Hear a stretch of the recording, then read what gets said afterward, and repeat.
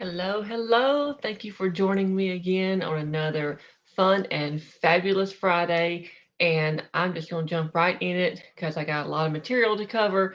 Today, we're going to be talking about pricing your home to sell in a shifting market. My name is Amy Brown. I am a realtor with Next Generation Real Estate Group, and I sell real estate in the River Region area. So that's Montgomery, Autauga, Elmore, Tallapoosa, Lower Lake Martin areas. So if you're looking to buy or sell, please give me or my husband a call. So this video is for sellers, but there's some good information that you might be interested in if you're on the buying side. And we're going to be talking about pricing your home to sell in a shifting market. So, yes, the market has shifted some. No need to panic. It's still a good time to sell, still a good time to buy. And I'm going to have a lot of little information right up here that I'm going to go over.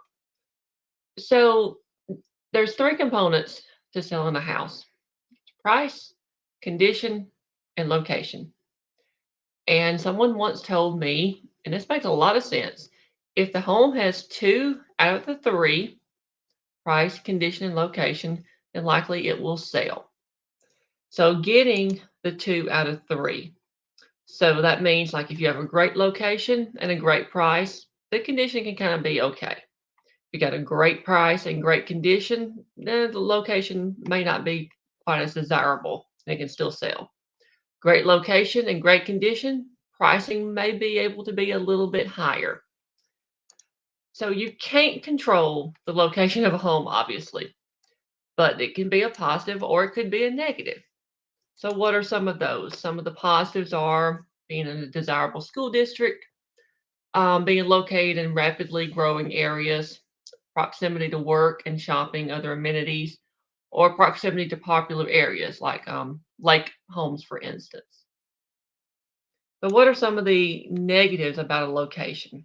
Those could be things like crime rate, located in an area without sufficient industry, meaning not enough jobs, or maybe in a poorly ranked school district, maybe a home that's located on a busy road or nearby other road noise. So those are things obviously you can't change where the location is, but sellers can control the condition of the home and the pricing. Now, condition, repairs, and staging. I discussed this in an earlier video with fellow realtor LaQuesha Gordon. We talked about repairs, staging a home, getting it ready for pictures and things like that. So I'm not really going to go into that on this video today. So if your home isn't in a highly sought after location, the condition and the price must be right. The price you choose will determine how long your home will stay on the market and how many offers you will get. So, how do you determine the price? There's a couple of different strategies that we use. One is called a CMA, that's a comparable market analysis. That's going to be recent sales in the area of similar homes. And recent sales depend upon the turnover of homes in the area. That could be the past 180 days or even up to a full year. And another way to determine price is actually having an appraisal done. But let's first talk about CMAs because that's what us real estate agents can do. Now, CMAs are more easily done in developed subdivisions. That's going to be places, like Cotton Lakes, the Waters, Bridal Brook Farms. Most of the homes are similar in size. They're the same handful of floor plans, similar finishes, similar lot sizes. And there's usually a fair turnover of homes, especially if they've been building there for a while.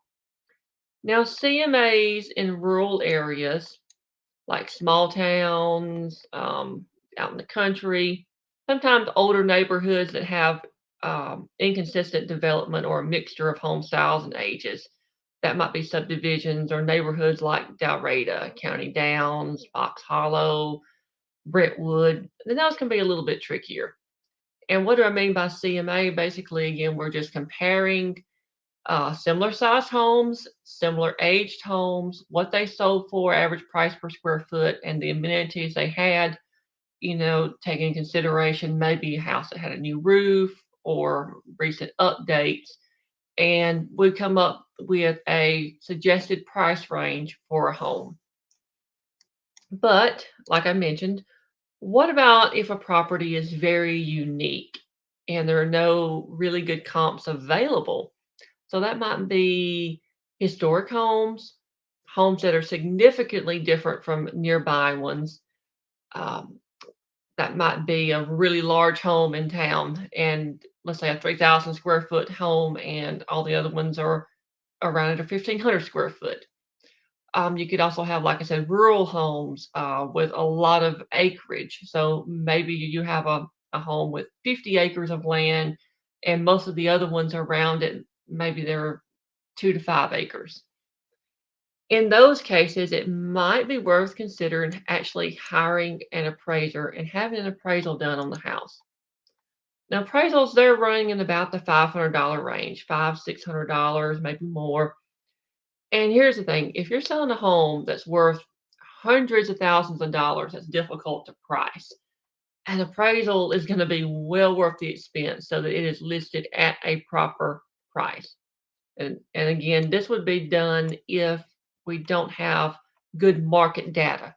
If there's not been a lot of homes sold in the area, or the homes that are sold are nothing like the one that you have to sell. So a shifting market does not mean that it's a bad time to sell or a bad time to buy. It just means there won't necessarily be the feeding frenzy of showings and offers as seen 6 to 18 months ago. And I can speak from personal experience with this. Some sellers found having dozens of showings over a weekend or in a couple of days and receiving 10, 20, or even 50 offers in some areas to be very stressful. Having to sort through all of that because Alabama law requires that we present all offers and an estimated net sheet for every single offer. So what I do personally is when we have a multiple offer situation is I usually create a Google spreadsheet along with the individual estimated net sheets so that you can have a side-by-side comparison of course, the price, seller concessions, different things like, are they already pre-approved? Did I get the pre-approval letter? And what's your estimated bottom line based upon this offer? So when we run comps, we usually suggest a price range. I think I mentioned that earlier. And I usually suggest going in about midway point. If you start out too high, you may result in fewer showings and even the potential for the home not appraising. And you don't want to start too low either. Now, starting too low may not be bad. If you want to get a lot of offers, if you want a lot to choose from, that's fine. And again, you don't even have to have many offers. If the first offer that comes in is absolutely great, you can go ahead and accept that offer. You don't have to wait for a certain number or set a deadline. There's no hard and fast rules on that. So again, let's say we run comps and it suggests that the house might sell anywhere from, let's say, 225 to 235, excuse me. Then I'd probably suggest listing at 230,000. So then you would probably get more than one offer. You might get offers over 230,000, and you'd also be more likely to appraise and not have to worry about appraisal gaps or having to renegotiate prices after getting under contract.